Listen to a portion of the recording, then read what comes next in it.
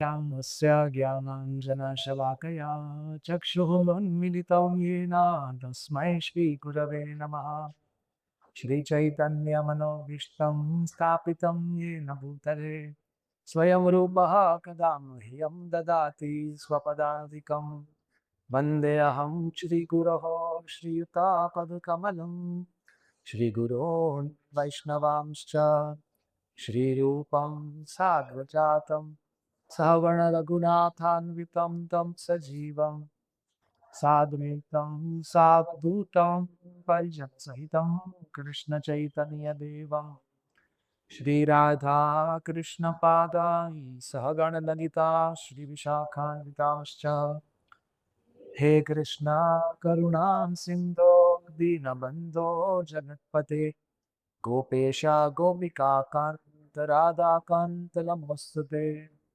तप्त कांचन गौरांगी राधे वृंदावनेश्वरी वृषभानुसुते देवी प्रणमामि हरिप्रिये। वाञ्छाकल्पतरुभ्यश्च कृपा सिन्धुभ्य एव च पतितानां पावनेभ्यो वैष्णवेभ्यो नमो नमः। जय श्री कृष्ण चैतन्य प्रभु नित्यानंद श्री अद्वैत गदाधर श्रीवास आदि गौर भक्त वृंदा। हरे कृष्ण कृष्ण कृष्ण हरे हरे, हरे राम राम राम हरे हरे। नमः ओं विष्णुपादाय कृष्ण पृष्ठाय भूतले श्रीमते भक्ति वेदांत स्वामी निति नामिने नमस्ते सारस्वते देवी गौरवाणी प्रचारिणे निर्विशेष शून्यवादी पाश्चात्य देश तारिणे मुगं करोति वाचालं पंगुं लंघयति गिरिं यत्कृपा तमहं वन्दे परमानन्दं माधवम्।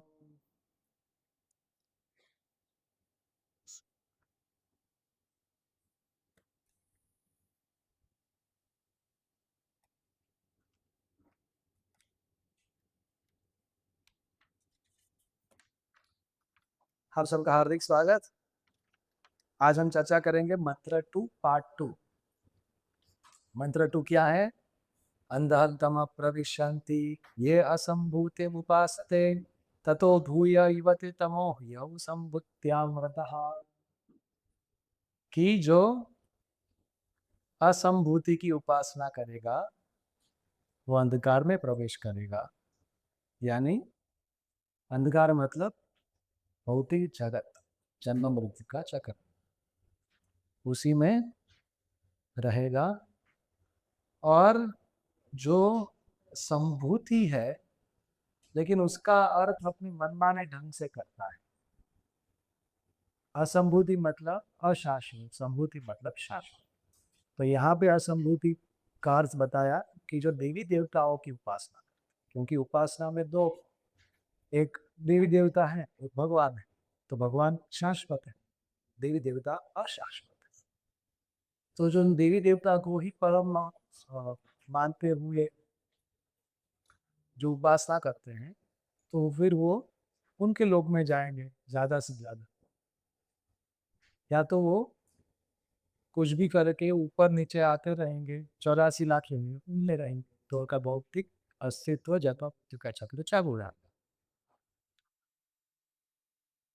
तो ये हमने कल बहुत डिटेल में देखा था कि कैसे देवी देवताओं की पूजा ये भगवान द्वारा, भगवान का दयालु हृदय,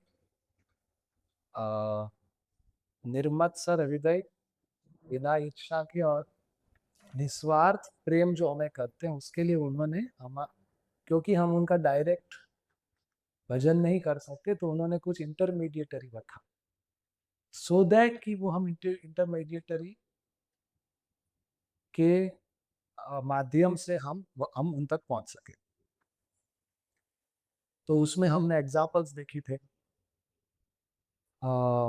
केशव काशी के और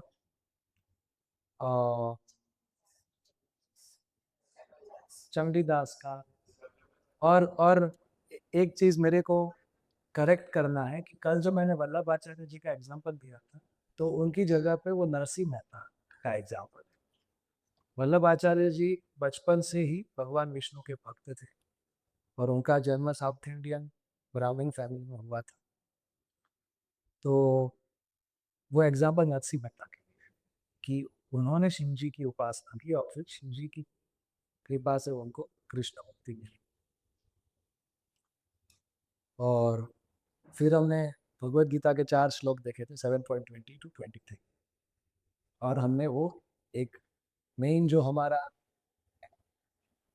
मेटाफर था, उदाहरण, एनालॉजी, कि कैसे वो अपने वो राजा का बेटा राजकुमार चला गया कि और फिर आ, मंत्री को नियुक्त किया और फिर वो अल्टीमेटली सकाम भक्ति करते हुए फिर वो शुद्ध भक्ति पे आ सकता है, वो भी भगवान के साथ देवी देवताओं की पूजा करते हुए भी। तो ईशोपनिषद हमको क्योंकि हाईएस्ट गोल बताता है, इसीलिए देवी देवताओं की भी पूजा से हमको भगवान की पूजा तक लेके जा रहे हैं। और संभुत्यामृता, भगवान जो कि शाश्वत है और जिनकी पूजा बताई गई है कि कैसे करनी चाहिए, उपासना कैसे करनी चाहिए, लेकिन वो गलत तरीके से, वो निराकार ब्रह्म को परम मानते हैं, भगवान को परम नहीं मानते। तो ऐसे लोग और ज्यादा अंधकार में जाते। तो हम आज ये सेकंड पार्ट के ऊपर हम फोकस करेंगे।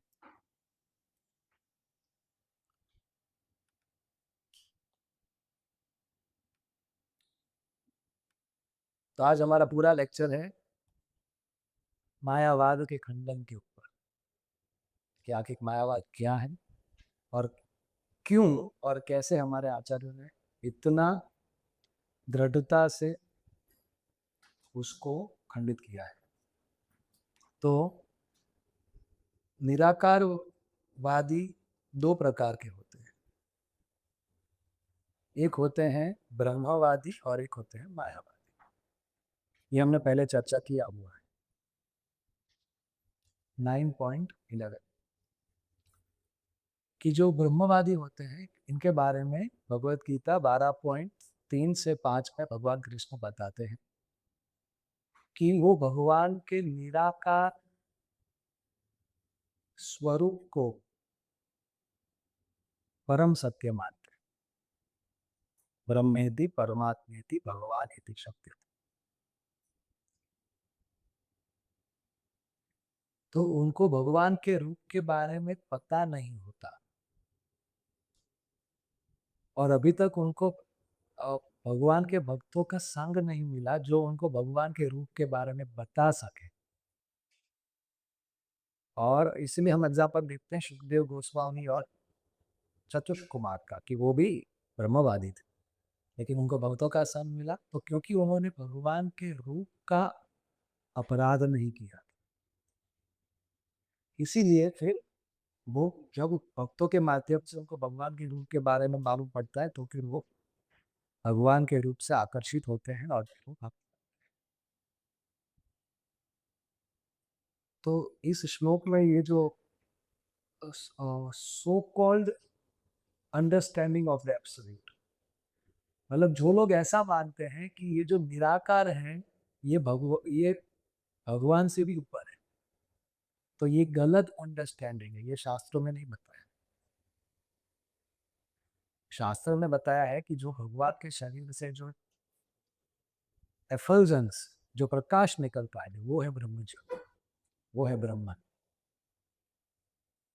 अब ये मायावादी लोग क्या सोचते हैं, तो कुछ ऐसे लोग होते हैं जो ऐसा सोचते हैं कि परम सत्य ये निराकार प्रकाश है और अ, यही निराकार प्रकाश जब इधर रूप धारण करते हैं तो वो कृष्ण बनते हैं, राम बनते हैं, विष्णु बनते हैं, और मैं भी उसी का तो प्रकाश हूँ। और तो ये सब भगवान के भी जो रूप होते हैं वो कैसा होता है, माया से बना, प्रकृति के 3 गुणों से बना हुआ, मटीरियल एलिमेंट से बना होता है। मतलब भगवान का बॉडी मटीरियल है,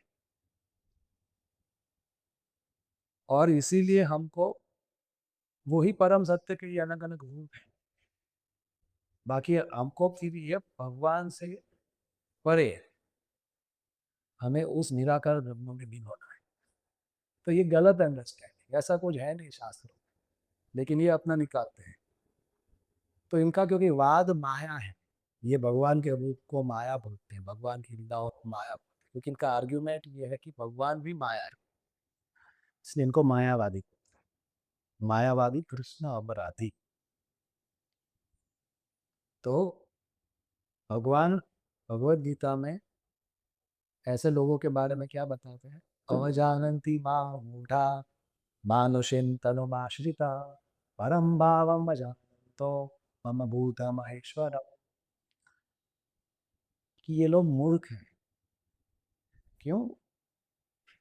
अवजानन्ति, बोल वो लोग नहीं जाग रहे।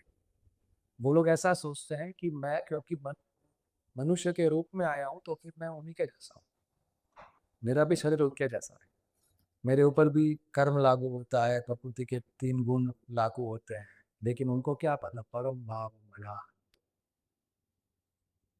मेरा भाव परम है, मतलब इससे परे आध्यात्मिक भाव है मेरा। और ममा भूत महेश्वर, वो जो भूत है, मतलब वो जीव है कि जो अभी भूत बन गया है मायावाद के प्रभाव में, ये जितने भी भूत है, ये जितना भी सब कुछ है, उसका ईश्वर में हो, ऑफ ऑल दैट। नेक्स्ट, और इसके बाद भगवान बताते हैं कि ऐसे मायावादियों का क्या बता रहे हैं? मोघ आशा, मोघ कर्माणो, मोघ ज्ञाना विचेतसः राक्षसीम आसुरीम चैव प्रकृतिम मोहिनी श्रिता। मोघ मतलब वेस्ट। तो वो अपने आध्यात्मिक जिंदगी में जो कुछ भी करते हैं, वो जो भी आशा करेंगे कि मुझे आध्यात्मिक सिद्धि ऐसी मिलेगी, और वो जो भी अपना आध्यात्मिक साधना करते हैं, और उनको, और वो जो भी उनका जो कॉन कॉन्फॉक्टेड डिस्टॉर्टेड परवर्टेड जो ज्ञान है, मनोकल्पित, वो सब मोघ, इट्स अ वेस्ट। वो उनको कुछ मिलेगा नहीं इससे, विचेतसा। और ये वो राक्षसी और आसुरी प्रवृत्तियों से मोहित है, या तो होंगे, और का अधोगति होगा। ब्रह्मवादियों के लिए भगवान ने बोला क्लेशो अधिकतर तेसा अव्यक्तासक्त चेतसा, कि ठीक है वो मेरे रूप को के बारे में जानते नहीं, तो वो निराकार के ऊपर ध्यान लगाते तो बहुत डिफिकल्ट रहता है तपस्या करना, उनकी निराकार के ऊपर ध्यान रखना। इधर कुछ यस बोलने के लिए है नहीं, और यहाँ पे नो बोलना है, तो इट्स डिफिकल्ट। लेकिन फिर उनको मेरी प्राप्ति होती है, वो ब्रह्मवादी। लेकिन मायावादी को कभी नहीं। सो क्योंकि वो भगवान का अपराध करते हैं। तो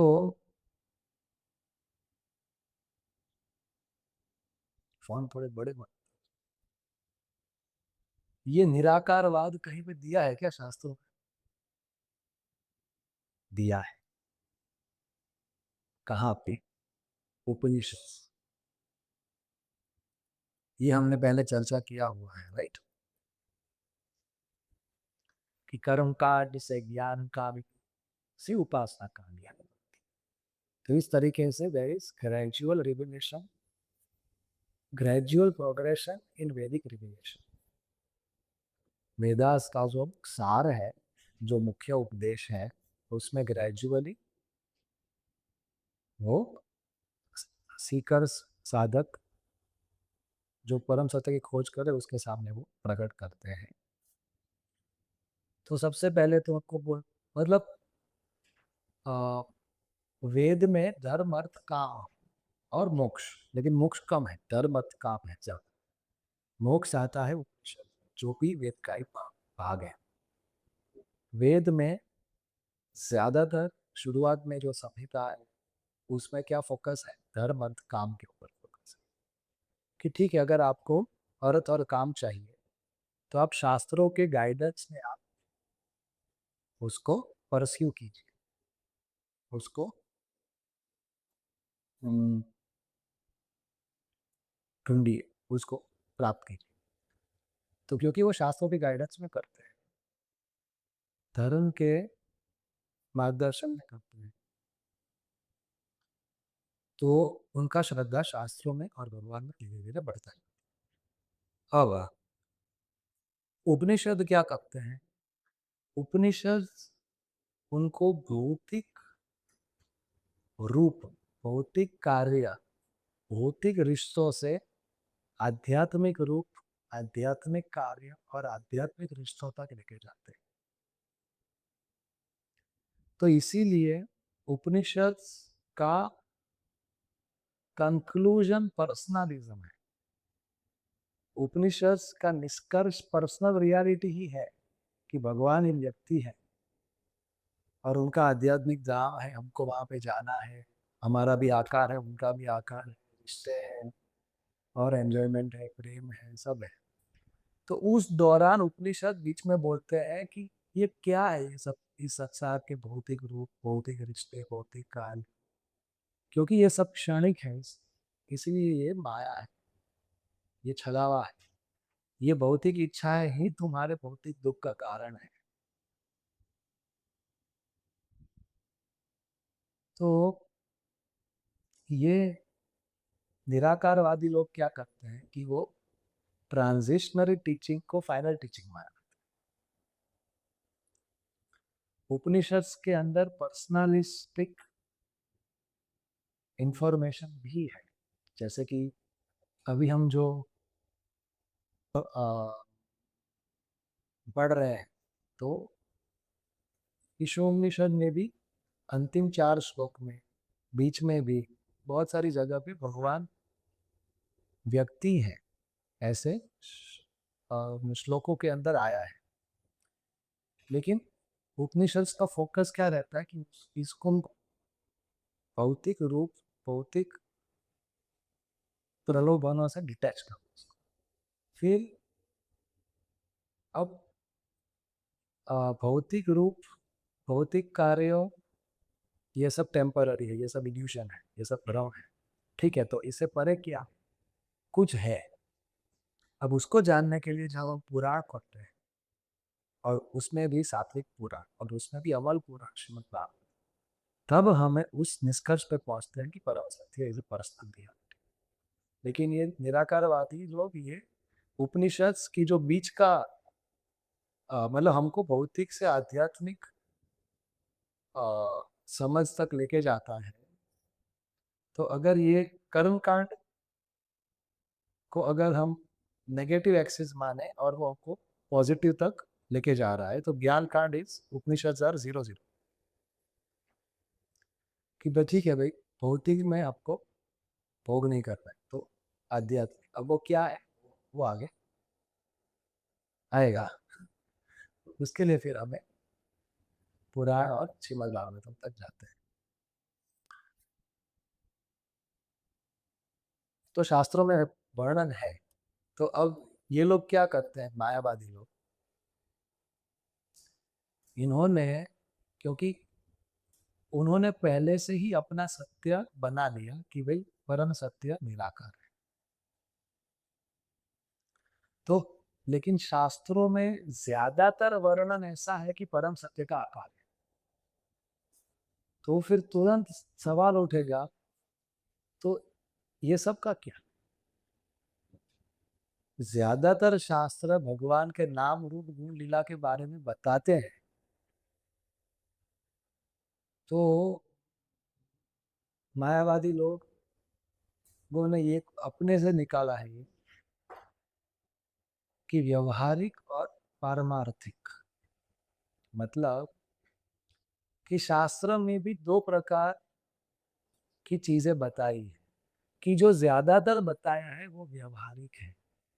it is operational reality, it is practical या फंक्शनल रियलिटी। मतलब हम इस संसार में अगर हमको जीना है तो हमें रूप चाहिए, हमें कार्य चाहिए। तो it is lower level reality. तो अगर भगवान भी नाम रूप, भगवान के नाम रूप गुण लीला के बारे में भी अगर शास्त्र बताते हैं तो वो भी लोअर लेवल ऑफ रियलिटी। तो जो भी श्लोक आएगा भगवान के रूप के बारे में, भगवान की लीला के बारे में, तो वो क्या बोलेंगे, ओ ये तो व्यवहारिक है। लेकिन कहीं कहीं पे ये उनको ये जो निराकार ब्रह्म वाला कुछ दिख जाएगा तो वो बोलेंगे कि ये पारमार्थिक है, दिस इज कॉन्फिडेंशियल। और इसीलिए शंकराचार्य जी ने और अन्य निराकारवादी महावाक्य दिए कि जो वेद में ये जो वाक्य है ये उसका मेन टीचिंग है, पारमार्थिक टीचिंग है। जैसे अहम ब्रह्मास्मि, मैं ब्रह्म हूं, और तत्वमसि, तुम वो हो, यू आर दैट, मतलब कि तुम आ, ब्रह्म हो। और क्या है महावाक्य, सो हम सर्व खल्वो इदम ब्रह्म, सब कुछ ब्रह्म है। और है कि प्रज्ञा हम ब्रह्म, कि ब्रह्मन इज कॉन्शियसनेस। सो हम मतलब वो महावाक्य है कि नहीं वो कुछ पता नहीं, लेकिन ये वो लोग बोलते हैं निराकार। सो हम मतलब यू आर दैट, जैसे वो, हाँ, मैं भी वैसा हूँ, मैं भी आध्यात्मिक हूँ, मैं भी ब्रह्म हूँ, ऐसा। तो श्रीपाद रामानुजाचार्य जी इसके ऊपर प्रश्न उठाते हैं कि ये मायावादी लोग क्या करते हैं। पहले उन्होंने अपना कुछ शास्त्र पढ़ के अपना कुछ सत्य निर्धारित कर, अभी अपनी समझ शास्त्र के ऊपर थोपा, और उसके लिए उन्होंने ऐसा बताया कि शास्त्र में कुछ ज्यादा सत्य है और कुछ कम सत्य है। तो किस आधार के ऊपर वो ये व्यवहारिक और पारमार्थिक डिवीजन शास्त्रों के ऊपर अप्लाई करते हैं। शास्त्र तो सही है, हर शास्त्र का वाक्य सही है, उसमें मुझ हायर रियलिटी लोअर रियलिटी नहीं है। और अगर इसको माने व्यवहारिक और पारमार्थिक तो मेजोरिटी तो ज्यादातर शास्त्रों को फिर हमको साइड कर देना पड़े as lower level of reality.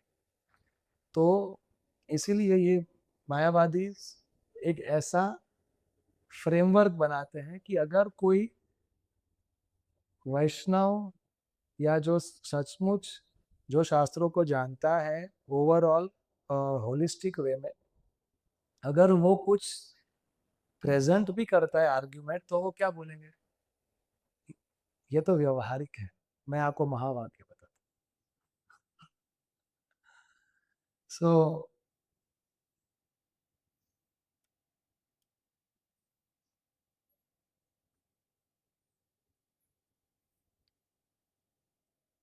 लेकिन शंकराचार्य जी ने भी तो प्रचार किया, निराकारवाद का प्रचार किया।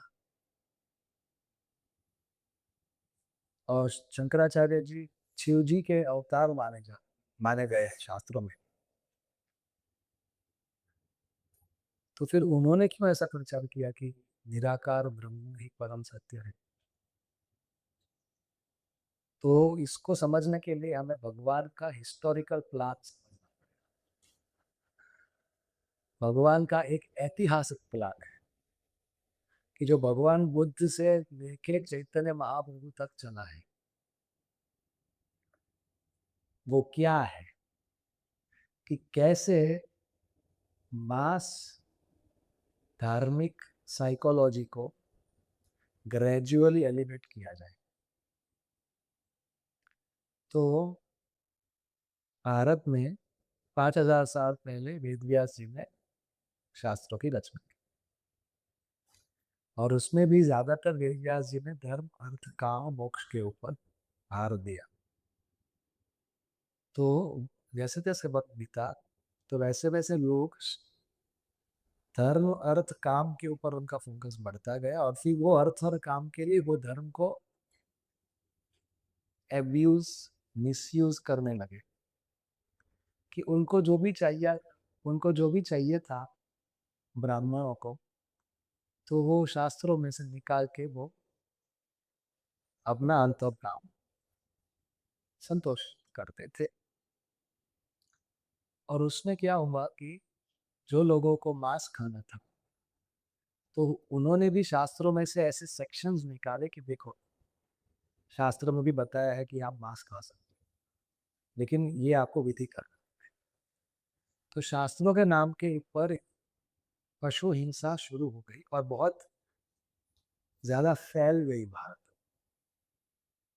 इतनी फैल गई कि लोग वेद के ऊपर सवाल उठाने लगे कि क्या सचमुच हमारा धर्म इतना हिंसा सिखाता है। इसलिए फिर भगवान बुद्ध के रूप में अवतरित होते हैं, क्योंकि अगर कोई वेद के नाम के ऊपर इमोरल होता है, तो वो कैसे भगवान के नजदीक जाएगा। मतलब तो उसने तो केवल शास्त्र को केवल अपने स्वार्थ के लिए ऐसा क्या टैग यूज किया, बाकी एक्चुअली में वो भगवान से दूर जाते हैं। तो एटलीस्ट उसको बेसिक लेवल ऑफ मोरालिटी पे तो आना पड़ेगा।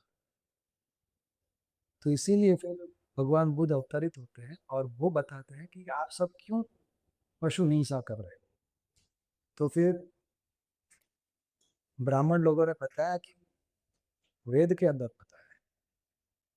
तो भगवान बुद्ध बोले कि कैसी ये कैसे ग्रंथ है कि जो पशु हिंसा के बारे में बताते हैं। मैं इसको नहीं मानता, क्योंकि धर्म अहिंसा सिखाता है। तो फिर ब्राह्मणों ने बोला कि अगर आप शास्त्रों को नहीं मानते, तो आप कम से कम भगवान को तो मानोगे।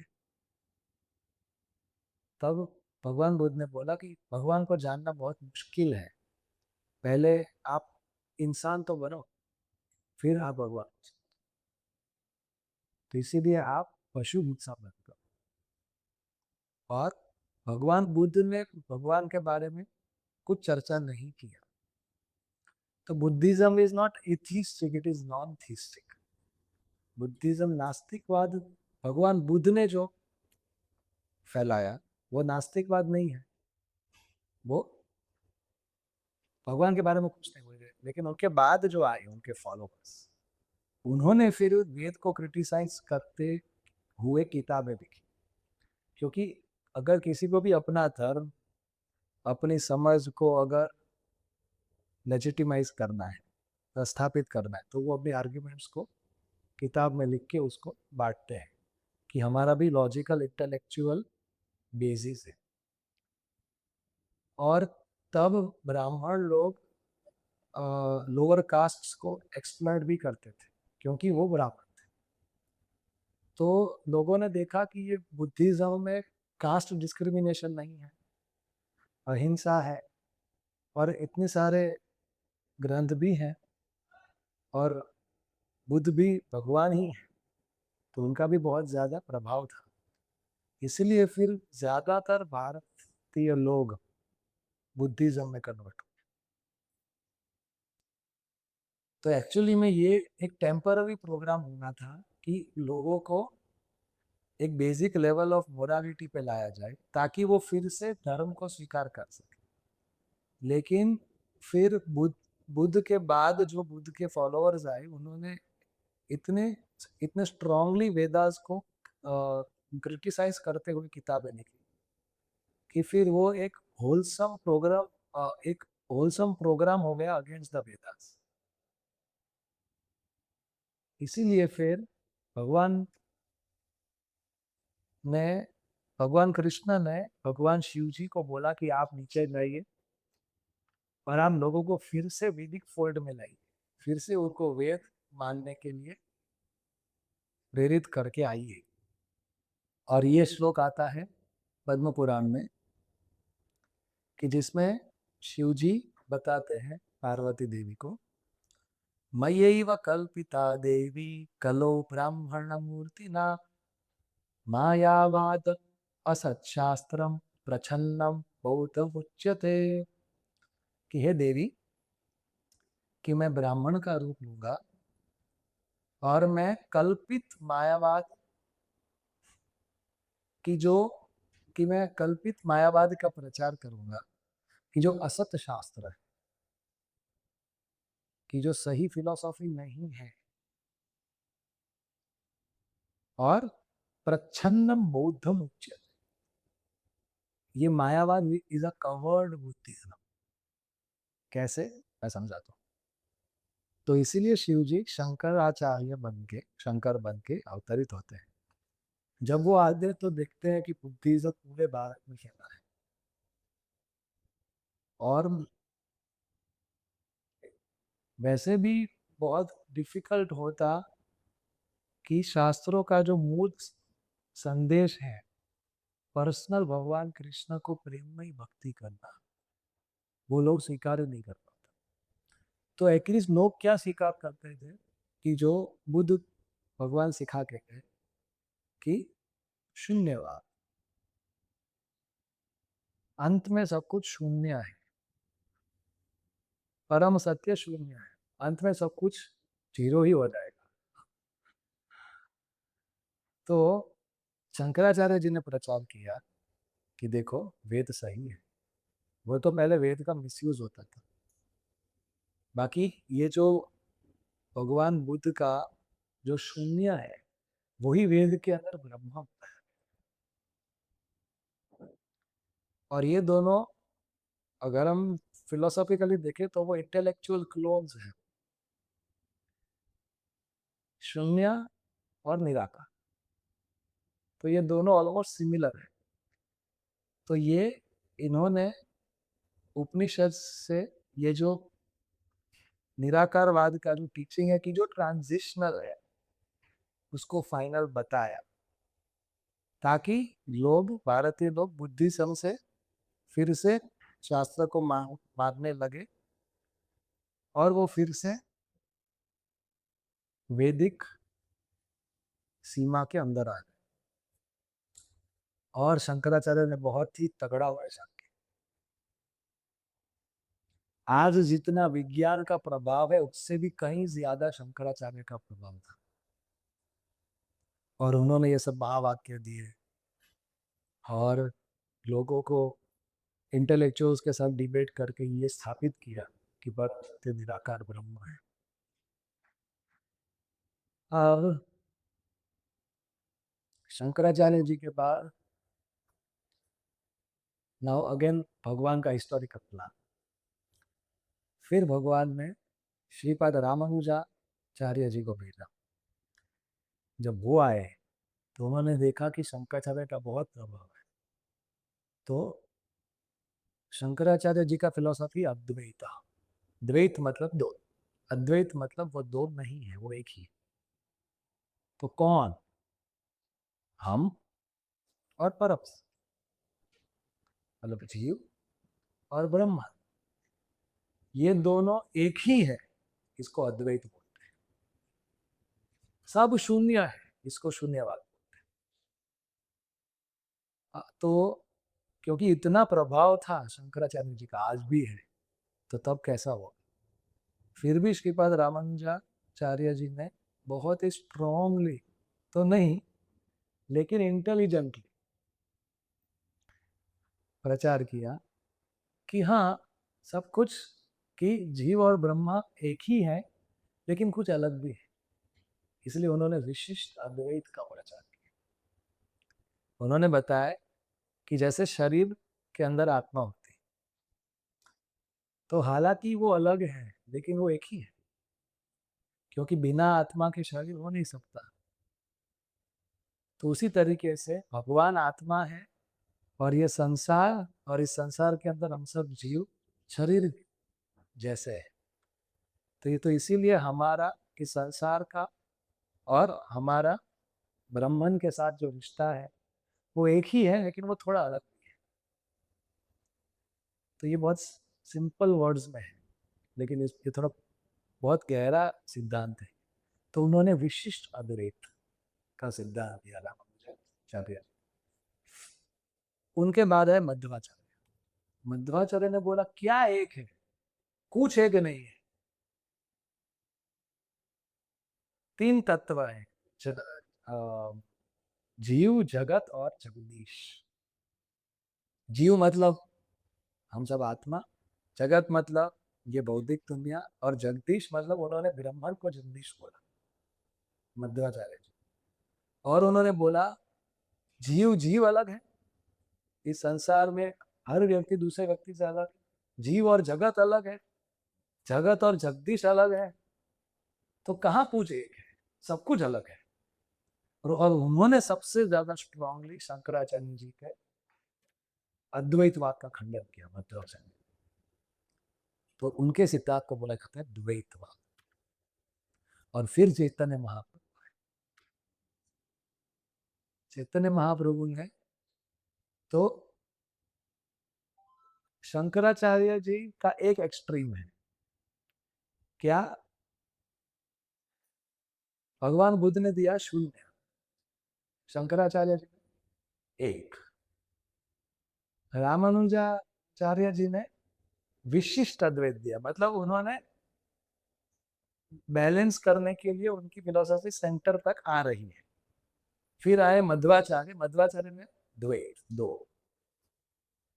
इसके बाद चैतन्य महाप्रभु, चैतन्य महाप्रभु बैलेंस से क्या है, अद्वैत मतलब कि जीव और ब्रह्मा में भेद नहीं, वो अभेद है। और मध्वाचार्य बोले कि भेद है, चैतन्य महाप्रभु बोले कि दोनों है।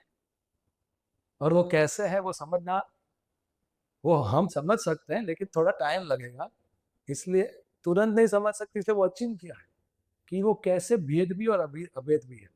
इसलिए चैतन्य महाप्रभु ने अचिंत्य भेदा भेद सिद्धांत, वो एग्जैक्ट बैलेंस आ गया। और ये हाईएस्ट फिलोसॉफिकल अंडरस्टैंडिंग, ये सर्वोच्च सत्य की समझ है, ये सत्य की सर्वोच्च समझ है, अचिंत्य भेदा। मतलब कि जीव और ब्रह्मन, भगवान, हम एक हैं क्वालिटी में, लेकिन अलग है क्वांटिटी।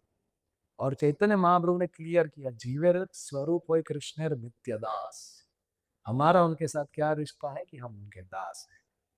तो चैतन्य महाप्रभु आए, अपने दोनों हाथ ऊपर करके उन्होंने ये घोषणा की कि हाँ, एक नहीं दो है, लेकिन दोनों के बीच में एक प्रेममय रिश्ता है जिसको भक्ति बोलते हैं। और भक्ति के अंदर जो आनंद है वो सदी आनंद से श्रेष्ठ है। तो ये पूरा हिस्टोरिकल प्लान है भगवान का, इसीलिए शंकराचार्य ने आके ये निराकारवाद का प्रचार किया।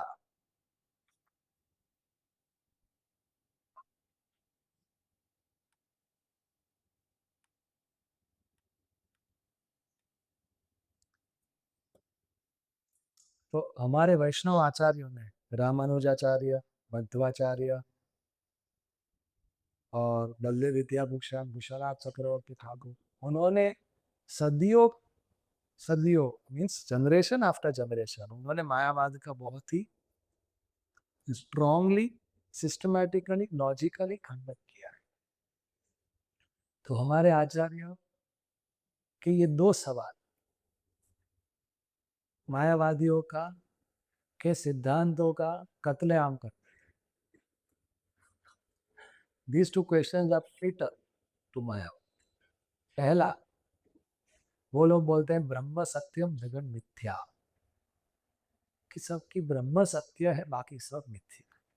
तो पहला सवाल, तो मिथ्या अभी जो दिख रही है वो कहाँ से है? अगर सब कुछ, अगर ब्रह्म ही सत्य है और सब कुछ ब्रह्म है, तो ये मिथ्या कहाँ से है? और दूसरा, अगर मिथ्या मतलब माया, तो वो बोलते हैं कि जब कृष्ण राम विष्णु भी अवतरित होते हैं तो वो भी इस माया के प्रभाव में आ जाते हैं, क्योंकि उनका भी तो शरीर माया से बना है। तो अगर ब्रह्म माया के प्रभाव में आ जाता है तो फिर माया ब्रह्म से ऊपर हो गई, तो अब ब्रह्म परम सत्य है या फिर माया परम सत्य?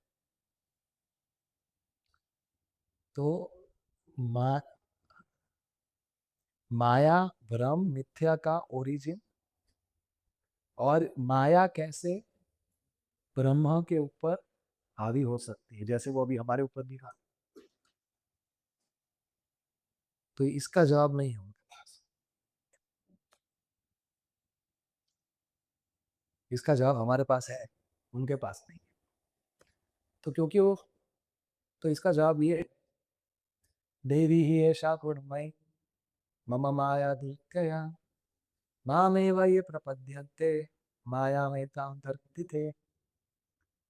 भगवान और 4.6 भगवद गीता, ये मैंने बोला 7.14, और 4.6 भगवद गीता, अजो अपि सन् अव्ययात्मा भूतानाम ईश्वरो अपि सन्, फिर प्रकृतिम स्वामधिष्ठाय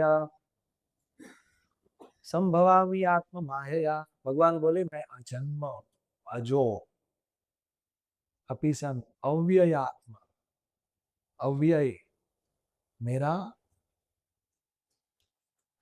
अंत नहीं है, मेरा नाश नहीं है।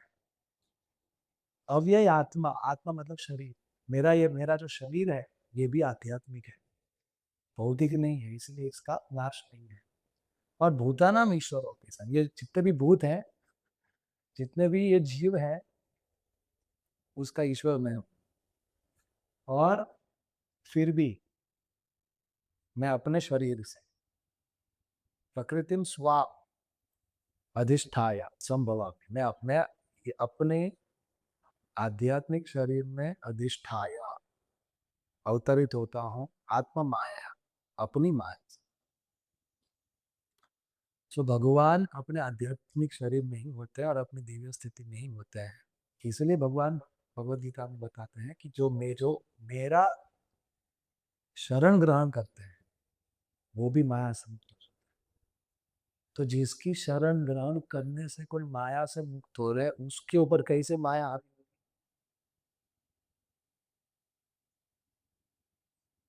भाई माया उसकी है, माया उसके ऊपर हावी नहीं है, हमारे ऊपर हावी, क्योंकि भगवान हमारे हैं, लेकिन हमने उनको ठुकरा। तो माया भगवान की शक्ति है,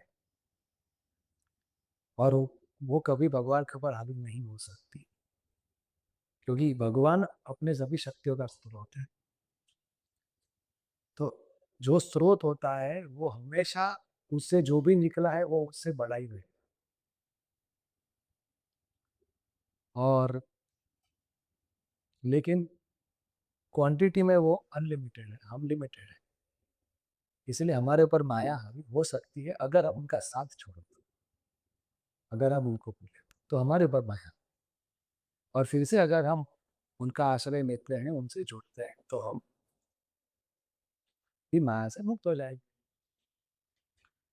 लेकिन ये लोग तो भगवान के शरीर को भौतिक मानते हैं, और भगवान और ब्रह्म के ऊपर माया हावी है ऐसा मानते हैं। और अगर सब कुछ ब्रह्म है तो फिर माया कहाँ से है? और अगर माया ब्रह्म के ऊपर हावी हो रही है तो फिर माया परम है या ब्रह्म परम है? तो इसका जवाब उनके पास नहीं, किसी भी मायावादी के पास नहीं। लेकिन वो कुछ जवाब देते हैं। वो क्या देते हैं? एक बार नौपा जी के एक शिष्य थे, रविंद्र स्वरूप प्रभु, की जो फिलाडेल्फिया के टेंपल प्रेसिडेंट थे। तो उनके शहर में ये मायावादी लोगों ने एक प्रोग्राम रखा, और उसमें उन्होंने लिखा था कि Jesus Christ was meditated and he became sacrificial divine. Lord Krishna meditated and he became now divine. And if you meditate, you will become the supreme divine. मतलब ये आप भी भगवान बन सकते हो ऐसा। जैसे कृष्ण ने ध्यान किया तो वो भी भगवान बन गए, तो वैसे आप भी ध्यान करोगे तो आप ही होगा। तो भक्तों ने आके थोड़ा मंदिर में वो चर्चा कर रहे थे, चलो ना इनके प्रोग्राम में जाके थोड़ा आमने सामने। ऐसा कैसे बोल सकते हैं कृष्ण? तो इन्होंने बोला, तो इन्होंने सोचा रविंद्र स्वरूप को कि चलो ठीक है, थोड़ा सोचा कि कैसा तो लगेगा आमने सामने, ठीक है चलो जाते हैं देखते हैं कैसा। तो उस प्रोग्राम में वो गए तो दो मायावादी सन्यासी थे, दोनों ने अपना मायावाद हास्य के ऊपर लेक्चर दिए 2 घंटा। दोनों ने मिल के कभी ये बोलते कभी वो। 2 घंटे के बाद फिर उन्होंने बोला कि सबको समझ में आ गया, क्या किसी को कोई प्रश्न है? तो तुरंत रविंद्र स्वरूप को वो नाटक कर दिया। तो उन्होंने देखा कि तिलक है, वैष्णव तिलक, और कंठी माला है, धोती कुर्ता है। तो वो आजू बाजू देखते कि इनको अवॉइड करना है, और वो आजू बाजू देखने लगे। लेकिन आसपास लोगों ने देखा कि हरे कृष्णा वाले, ये माया वाले। तो अच्छा डिस्कशन। तो फिर किसी ने हाथ खड़ा किया। तो फिर उन्होंने आ, अटकते हुए वो बोला, हाँ बोलिए क्या क्या सवाल। तो उन्होंने बोला, नहीं आपने अभी अपने प्रवचन में बोला कि कृष्णा ध्यान करके भगवान बने। तो अभी कृष्ण का जन्म हुआ है और पूतना आई मारने के लिए, तो कृष्ण ने तो पूतना का वध कर दिया, तो कृष्ण ने कब ध्यान किया? तो ये दोनों एक दूसरे की ओर देखने लगे। और फिर उसमें से एक बोला शब्द, फिर दूसरा बोला शब्द, फिर जो उनके जो फॉलोअर्स थे कि जो ऑडियंस में बैठे वो भी बोले शब्द शब्द शब्द। और फिर उन्होंने एक सन्यासी, मायावादी सन्यासी ने उत्तर दिया कि आ, तुम समझो कि ये शब्द माया है, ये शब्द भ्रम है, ये शब्द तुमको उलझा रहे हैं। एक्चुअली वास्तविकता, परम सत्य को हम कभी जान ही नहीं सकते, और शब्द के अंदर वो शक्ति ही नहीं कि वो परम सत्य को समझा सके। रविंद्र स्वरूप प्रभु ने बोला, एक मिनट एक मिनट, अभी आप जब 2 घंटा आप बोल रहे थे तब शब्द माया नहीं है, और मैंने एक सवाल पूछा तो आप बोल रहे हैं कि शब्द माया है। तो ये मायावादियों का जवाब होता है कि वो लोगों ने क्या कर दिया, शास्त्र को डिवाइड कर दिया पारमार्थिक और व्यवहारिक में, lower level reality, high level reality, जो कि गलत है ऑफ कोर्स। और फिर अगर उसमें लॉजिकल और फिलोसॉफिकल प्रॉब्लम आता है तो वो क्या बोलते हैं, अनिर्वचनीय, जिसको शब्दों में वर्णन नहीं किया। इसीलिए इस माया में मत, केवल ब्रह्म के पर ध्यान करो। तो they cannot escape logical and philosophical problems by saying अनिर्वचनीय। लेकिन वैष्णवों का क्या समझ है कि शास्त्र सही है, पूरे शास्त्र से, और उसमें कुछ चीजें होंगी कि जो हम नहीं फिलहाल समझ पा रहे। तो उसका मतलब ये नहीं कि हम उसको हायर लोअर बोल देंगे, उसका मतलब ये है कि भगवान जीत दिया है। ये हमको जीव गोस्वामी समझाते हैं कि अनिर्वचनीय नहीं है भगवान, भगवान आज जीत दिया है। जब हम अनिर्वचनीय बोलते हैं तो हाँ परम सत्य और शास्त्रों का अपराध करते हैं। लेकिन जब हम अचिंत्य बोलते हैं तब हम भगवान का गुणगान कर रहे हैं कि ईश्वर के अंदर कितने इनकंसीवेबल एट्रीब्यूट्स हैं, जो हमने ईशोपनिषद में भी अध्ययन किया, चौथे व 5वें मंत्र में, कि एक साथ विरोधाभासी लगते हुए गुण एक साथ ईश्वर के अंदर है, जिसकी वजह से वो ये दिव्य चीजें कर पा रहे हैं जो फिलहाल मेरी छोटी बुद्धि में मेरे को समझ में नहीं आ रहा तो वो अचिंत्य है। ऐसा नहीं कि वो गलत है, या ऐसा नहीं कि वो उसमें है नहीं, या तो वो हम समझ नहीं सकते, या तो शास्त्र में कोई ऊपर निकले।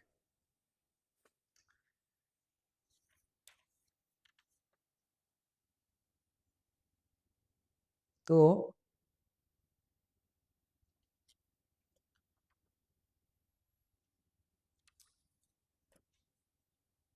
जैसे कि,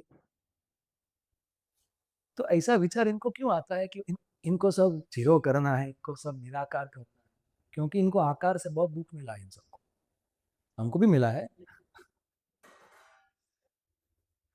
तो अभी मैं सर्च कर रहा था यहाँ आने से पहले, एक बीमारी होती है आर्थराइटिस। वो बहुत ही भयानक बीमारी होती है, और उसके स्टेज 4 में कैसा होता है कि पूरा शरीर में हर हड्डी में इतना दर्द होता है कि अगर आप थोड़ा भी अगर आप हिलते हो तो आपको असह्य पीड़ा हो। अगर शरीर का कोई भी हिस्सा हिलेगा तो आपको असह्य पीड़ा हो। तो इतना पीड़ा होगा कि फिर ऐसी इच्छा होगी कि यार अब मेरे को हिलना ही, क्योंकि मेरे को कष्ट नहीं चाहिए। तो इसका उपाय ये नहीं है कि हम कष्ट से मुक्त हो या मिले नहीं, इसका उपाय है कि इस रोग को दूर करें और हम फिर से आनंदमय जीवन जिए। Goal is not to become pain free but joyful. तो उसी तरीके से कोई भी समझदार व्यक्ति इस संसार को देख के समझता है कि ये भौतिक रूप, भौतिक रिश्ते, भौतिक कार्य में आसक्त होना, भौतिक इच्छाएं बढ़ाना, ये मेरे दुखों का कारण। तो वो निराकारवादी लोग यहाँ पे सही है, लेकिन गलत कहाँ है? तो अब कोई भी रूप नहीं चाहिए, कोई भी आकार नहीं, कोई भी कार्य नहीं, कोई भी लीला नहीं, कोई भी रिश्ते नहीं। अरे भगवान का दिव्य रूप है, अरे रूप रूप मतलब दुख, रिश्ता, अरे क्या पता। अरे भगवान के साथ you will never make appointment with disappoint. It's a life of endless love. नहीं, लेकिन अब उतना उसने रिश्ता में पता नहीं कैसा देखा हो, अब उसको कुछ नहीं चाहिए। तो लेकिन वैष्णव समझ ये है कि जो शास्त्र की वास्तविक समझ है कि ठीक है, हमें हमारे अंदर जो इन्फैचुएशन है और जो फैसिनेशन है भौतिक भोग के प्रति, भौतिक भोग के प्रति हमारा जो आसक्ति है और जो हमारी भौतिक इच्छाएं हैं, उसको हमें कम करना है, क्योंकि वो हमारे भौतिक दुख का कारण है। जन्म मृत्यु के चक्र के का कारण है भौतिक इच्छाएं। तो अब इसका समाधान क्या है? जीरो या ब्रह्म नहीं है, निराकार नहीं है, आध्यात्मिक रूप है भगवान का, भगवान की आध्यात्मिक लीला है। उसमें हम जितना एब्जॉर्ब होंगे उतना आसानी से हम ये सब चीजों से ऊपर उठ पाएंगे और मुक्त हो जाएंगे। तो तो वो परम सत्य है जिसके ऊपर हमें ध्यान करना है। तो ये था ओरिजिनल मायावाद, कि जिसको शंकराचार्य जी ने दिया था। और उसमें तो कुछ नीति नियम भी थे कि वह जो सन्यासी बनेगा उसी को आप, मायावाद स्कूल में एंट्री था, मतलब जो प्रचार कर सकता है माया, वही आइस था, मतलब सन्यासी बनना पड़े। सो लेकिन अभी का modern maya is very cheap and very trivialised. तो अभी का मायावाद क्या है ये भी हमें समझना बहुत जरूरी है, क्योंकि ये कितना सीरियस प्रॉब्लम है आज के भारत। जैसे मैंने बताया कि हमारे वैष्णव आचार्यों ने सदी पीढ़ी सदी, जनरेशन आफ्टर जनरेशन, इतना मायावाद का खंडन किया कि मायावाद बहुत कमजोर हो। अब जब भारत में ब्रिटिशर्स आए 16th 17th सेंचुरी में, और उन्होंने सबसे पहले अपना होल्ड लिया था बंगाल। इसीलिए सबसे पहले बंगाल ने रिएक्ट की, तो बंगाल भी इंटेलेक्चुअली और कल्चरली इन्फ्लुएंस हुआ था सबसे ज्यादा पहले और सबसे ज्यादा ब्रिटिश कल्चर से। और अ, अब उन्होंने प्रयास किया कि इंडिया को कॉलोनाइज करें, मतलब कि भारतीयों को क्रिश्चियन धर्म में परिवर्तित करें।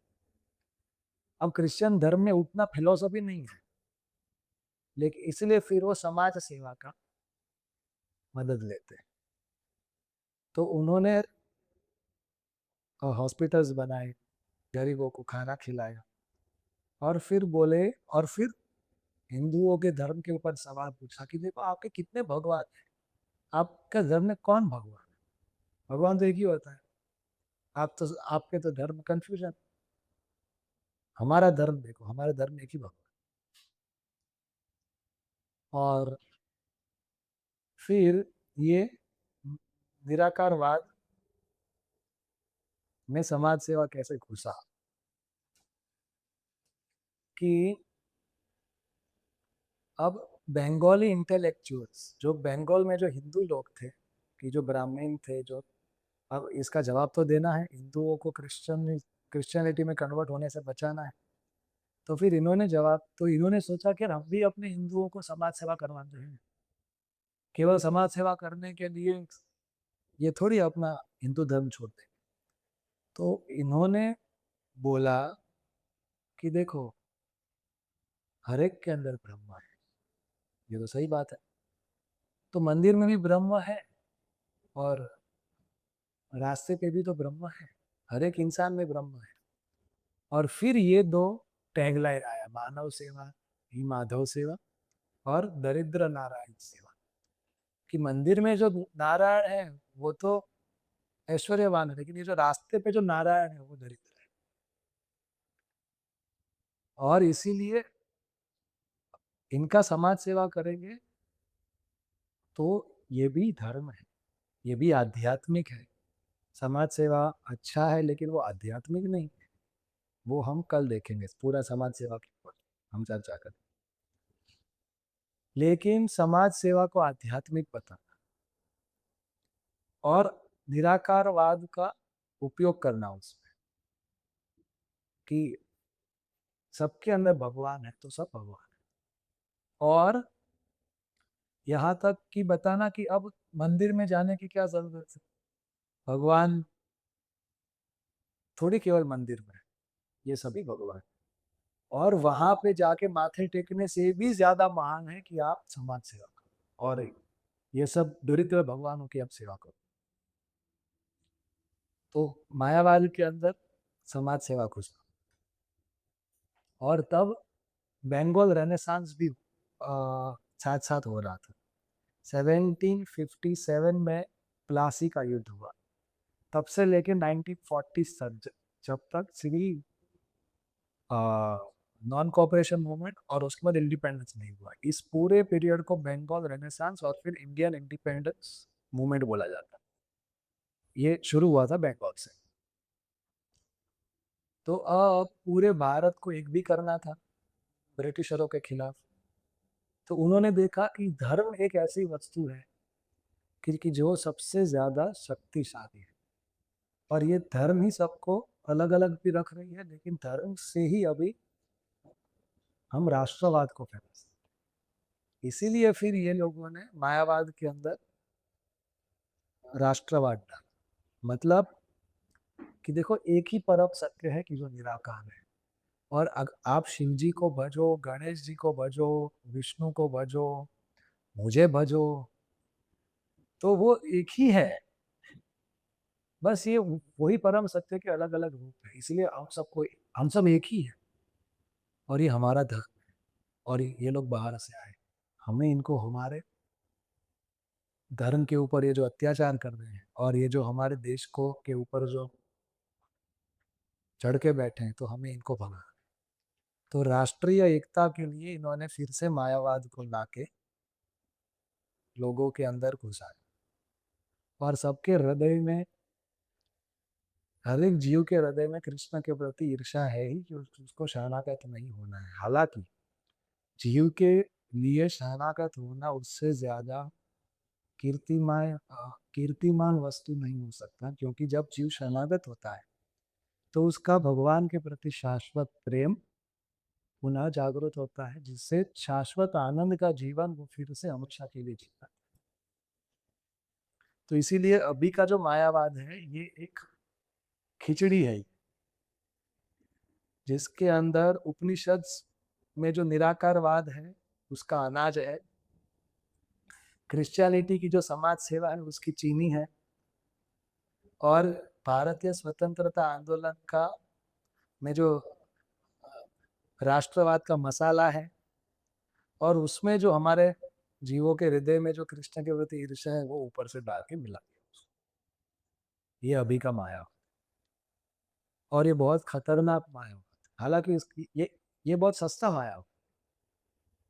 पहले जो मायावादी होते थे वो थोड़े शास्त्रों में भी थोड़े कुछ जानकार होते थे, आजकल तो लोगों को ये नहीं पता। उन्होंने बस कहीं से सुन लिया कि परम सत्य निराकार, टीवी पे देख लिया, किसी साधु से सुन लिया, और अब इससे क्या बड़ा प्रॉब्लम होता है ये भी हमें समझना पड़ेगा कि इसकी वजह अब लोग इसी को आध्यात्मिक मान रहे हैं।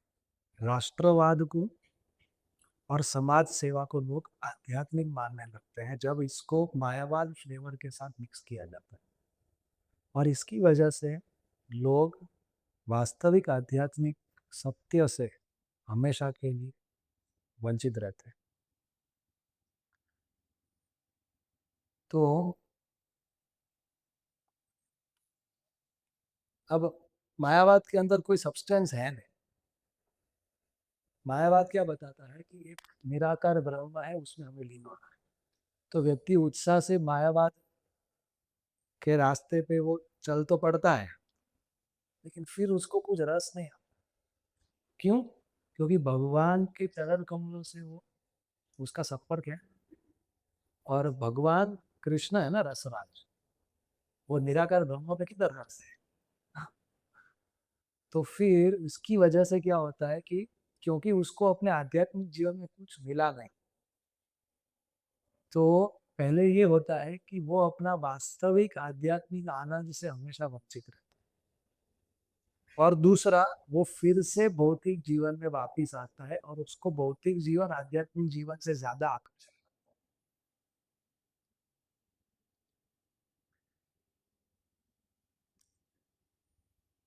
और इसकी वजह से लोग अपने आप को धार्मिक बोलते हैं, लेकिन वो भौतिक ही होते हैं।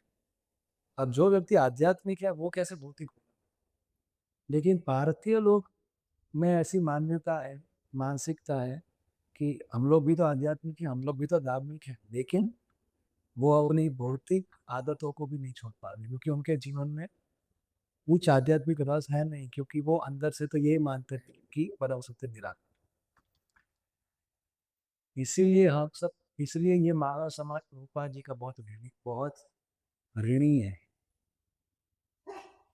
निर्विशेष शून्यवादी पाश्चात्य देशता भक्ति सिद्धार्थ सरस्वती महाराज और उनके बाद प्रभुपाद जी ने ये मॉडर्न मायावाद का सिस्टमेटिकली और वेहमेंटली खंडन किया, जिसकी वजह से पिछले 50 से 100 सालों में इतना भक्ति फैला है जितना पिछले 300 400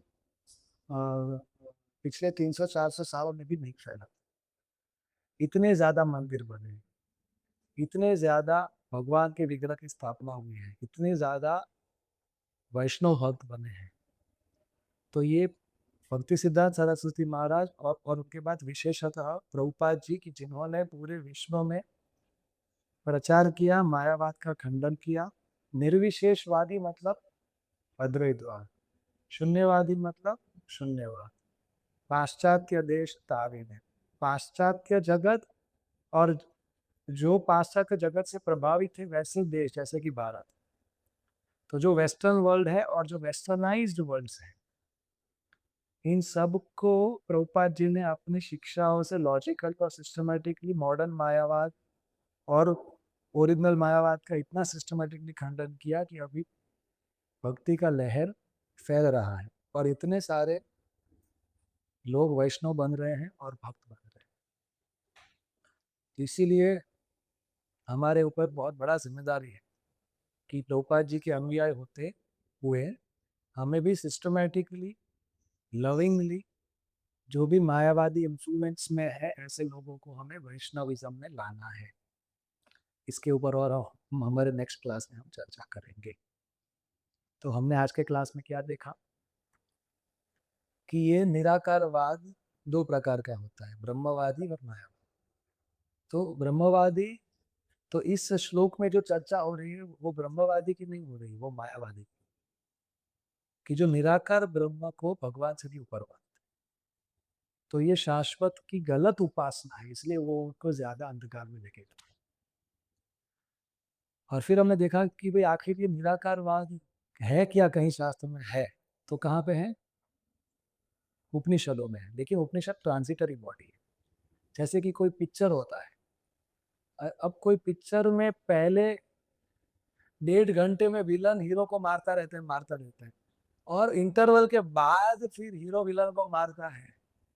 तो कोई इंटरवल के पहले का कोई सीन लेके बोल देता है ये मूवी का क्लाइमैक्स है, तो हम क्या बोलते, पिक्चर बना। ऐसा होता है क्या पिक्चर?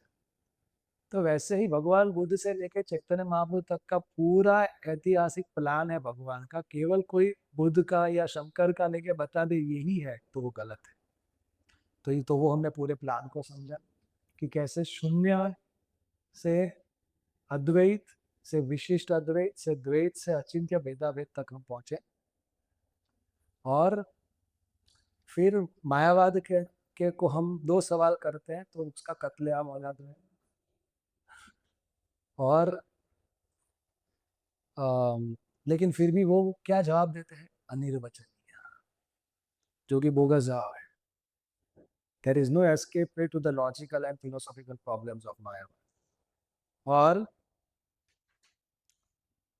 तो ये क्यों ऐसा है, क्योंकि वो इस भौतिक जिंदगी से इतने त्रस्त हो गए हैं कि अब उनको अगर बोला जाए कि आध्यात्मिक संसार में आध्यात्मिक जिंदगी है तो वो बोले रूप, रिश्ते और का एक्टिविटीज, पर्सनालिटीज मतलब कि दुख है। तो नहीं, वो सब भी नीचे ही होंगे, इससे ऊपर वो निराकार ब्रह्म जिसमें शांति शांति शांति है।